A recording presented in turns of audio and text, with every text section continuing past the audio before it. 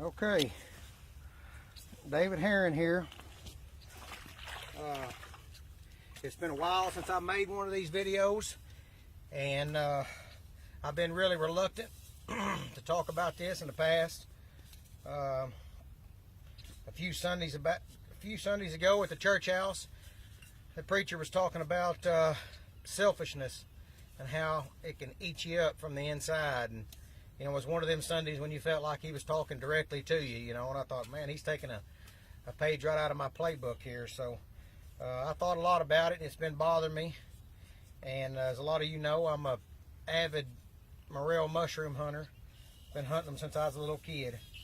And I've always kind of kept it secret on how you find these things and how you cook them and stuff, because, you know, most people that find them, they're so rare, they don't want to share their information. And it's bothered me for a long time, so here we go. I got to get this off my back. What you want to do is you want to find you a good stand of backwater. Sometimes it can be just coming up or just going down. It don't really matter. I found them on both. A lot of people like it when it's just going down. Some of them like it as it's rising. But what you want to do is when the water temperature gets, you know, 65 to 70 degrees, there's a couple different methods. One I call the sifter method.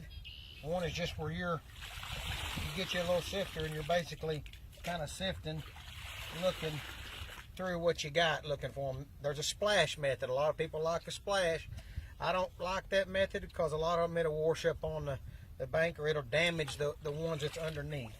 I like just kind of going, just taking and go through the grass and stuff.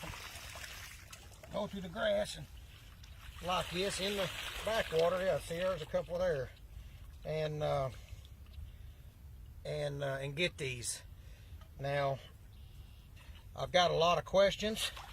Seems like quite a few of them through here. I've got a lot of questions. There's a couple right there that people's asked me.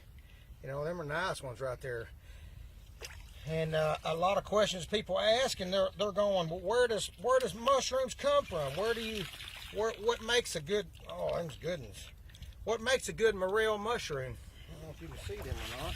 And where do they come from, and how do you, what makes them produce and all this stuff? And it's pretty simple. It's like a lot of other things in nature. What you do is when you get, I like this sifter method. See how it's not damaging anything? Okay, here's a little family right there. Okay, as you can see, so what you got here is you got like the mama and the daddy, and a lot of times what they will do in this backwater is look like they only had one kid. Is in the backwaters. When the backwater comes, the mom and the daddy rub up against each other, and it releases the spores. And depending on how the current, where it carries the spores, you'll find the little, you know, the kids. That's how a lot of these do. But as you can see, I ain't been doing it long there, and I've already got a nice little basket of morels. Now, a lot of guys want to take and they want to splash all of it up on the bank. Well, that's okay, and you find them that way, but you're damaging. See, like right there. You know, there's a little one right there, another, probably one of them families that was there just a second ago. But you'll splash them morels up on the bank, but the ones that you've left out here that you ain't gonna find, you've damaged them, and that jacks with their reproduction.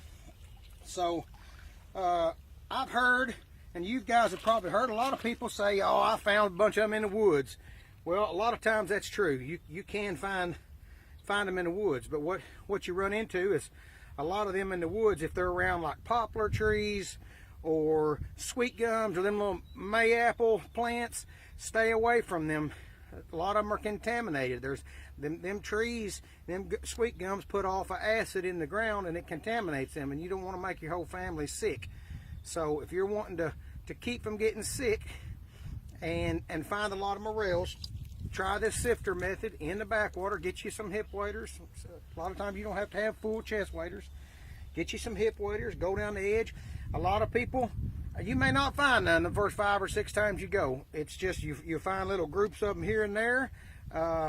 if you go 5 or 6 times all day long and you don't find none, it might not be for you. I mean, it's okay to give up and just call it quits on them. But I would stay out of the woods and stick to this backwater method, and you should find a lot of them. So let me know in the comments if this video helped you out, and I'll try to get back with you. Thank you.